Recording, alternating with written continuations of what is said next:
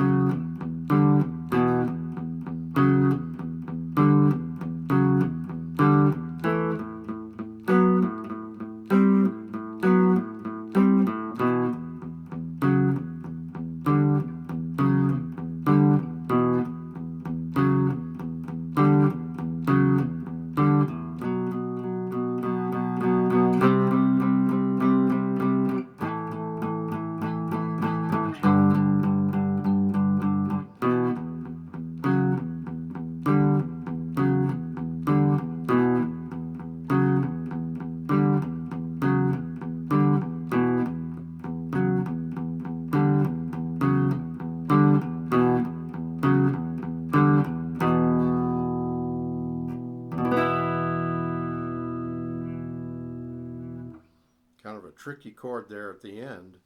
Um, so the first thing to talk about is muting the bass. You want this kind of thuddy kind of sound. You know, normal sound would be like that. But you want, what you do is you put the heel of the hand just over the bridge, and you have to kind of do it by ear. It's hard to say exactly where to place because different people have probably, some people have more flesh on the bottom of their palm than others. But you just have to do it by the sound. And it's nothing to get, you know, um, stressed out about or to overthink. You just want this thuddy kind of sound. Okay, now the left hand, I'm doing double stops, what we call double stops in rock guitar. Usually a double stop is the same fret on two different strings.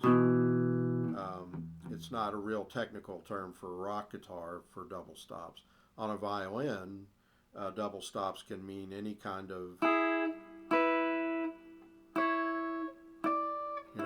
any kind of combination of notes on two strings.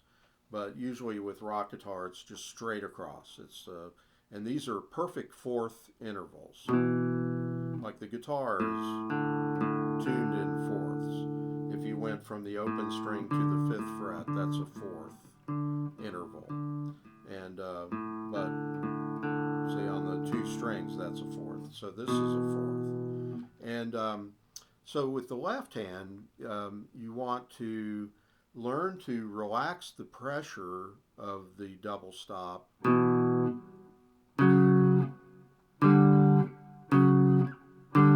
letting them ring as long as I can, but I'm connecting to the next bass note. So I'm letting the sound, so you might just try the first one.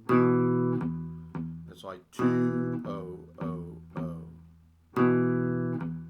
So when you play the bass note, you're no longer hearing the double stop at all because you've relaxed the pressure. But you do not take the finger off the string. And another thing you don't want is you don't want to play this riff without relaxing the pressure and just keeping the pressure on, like.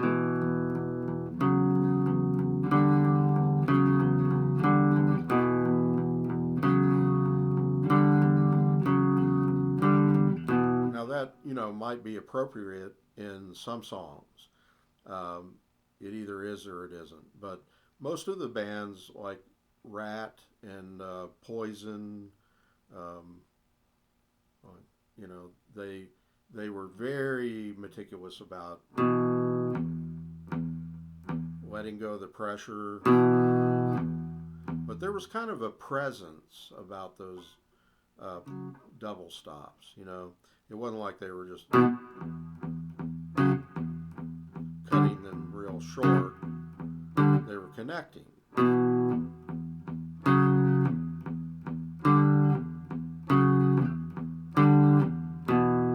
exaggerating a little bit there, but and notice I'm only using my first and third finger. And when my third finger goes, my first finger's at the second fret, my third finger goes to the fourth fret and the fifth fret. Because it's not a lot of virtuosic jumping around on the guitar. It's just second, fourth, and fifth frets.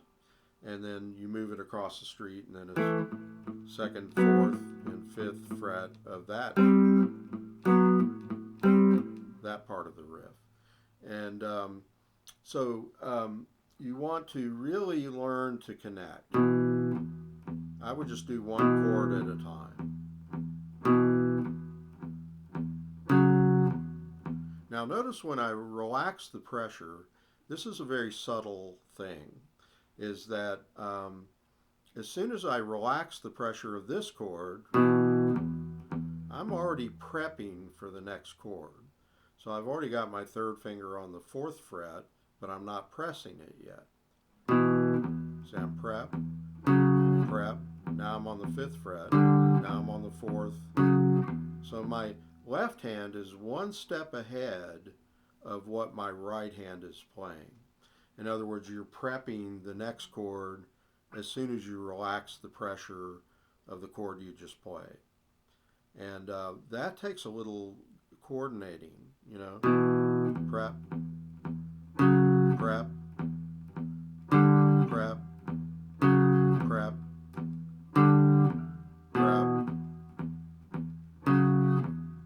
So I'm pre-shifting before I have to sound the next chord.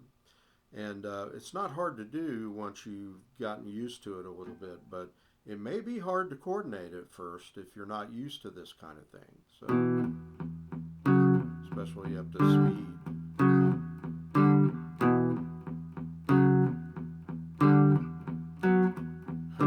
I'm a little sloppy there, but so I am prepping the next chord, and I get a feel for that and do it immediately. So that's a really important thing. And like I say, there's kind of a presence about the chords, like a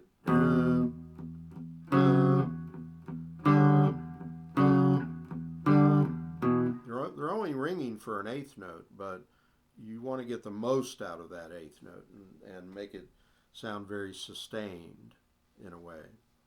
But you're not just sustaining them through the bass notes.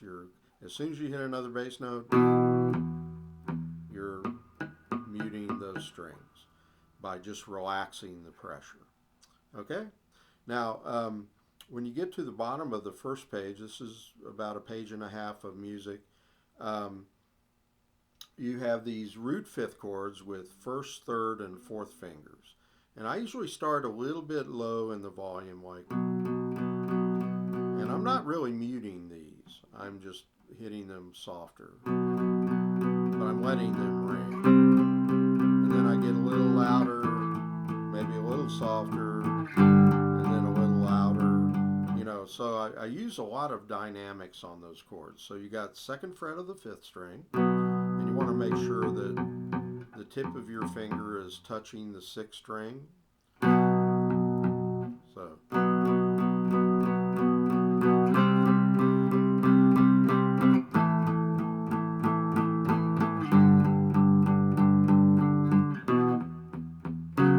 I'm crescendoing and decrescendoing.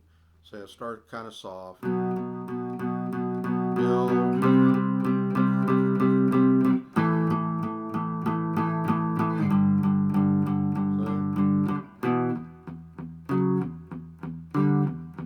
there's different ways you can do the dynamics on those chords, but those chords are not muted. And then at the end, you've got the regular riff 3 times.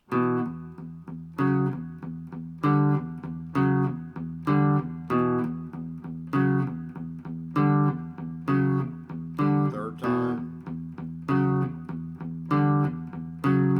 Then this is different. 2-0-0, 4-0-0, 5-0, and then a root fifth chord with the open E.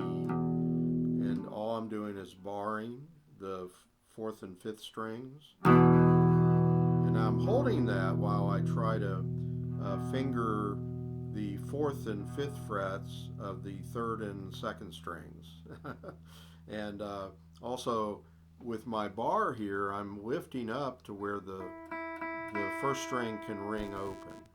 So I'm basically I'm pressing the fifth string, the fourth string, the third string with the third finger, and the second string with the pinky. And the sixth string and the first string are ringing freely and open, like,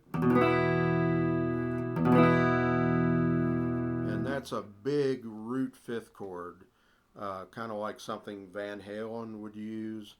Though I've heard that kind of chord in not that particular fingering. Like Van Halen might do the B on the fourth fret of the third string and do the first two open. That's still a six string root fifth chord. And so it's an E chord, and we're doing the root and the fifths only. The root is E, the fifth is a B, so it's E, B, E, B, E, E. Sorry. And like I say, I've heard even Jimi Hendrix do that chord,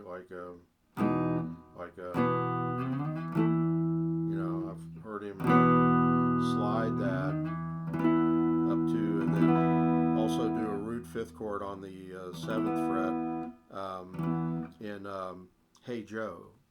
But I'm getting off on a tangent there, but that last chord is kind of a stretch. And what I would do is make sure your hand is very parallel to the neck, and that your first finger is kind of arched out, so it's kind of straight like that, but maybe leaning toward the pinky. And then try to get the pinky on the fifth fret of the second string, and make sure, like, my hand is kind of high, so you might not be able to do the chord the first time you try it. A good way to maybe get into it gradually is to make that chord and maybe do it up like around the seventh fret. It's going to sound really interesting. And then just move one half step, one fret at a time.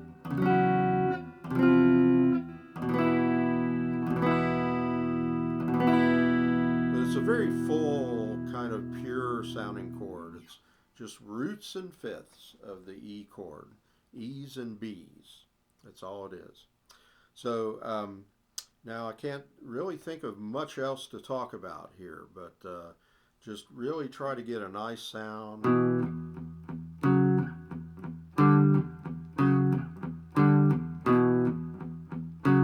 Listen to a lot of Rat, listen to a lot of Poison, and I guess if they were on tour together, it would be the Rat Poison Tour. I may have already said that. It's kind of a joke, but anyway, this is kind of fun. It's kind of a fun thing to do. And it has a kind of a cool sound to it. It's really kind of a powerful sound, and you're only doing like double stops, and a muted kind of thud bass note. So enjoy this, subscribe, and look for John Hedger Guitar Studio on Facebook and YouTube, and also on Instagram. Okay, it's hard for me to remember. So anyway, see you next time. Have fun.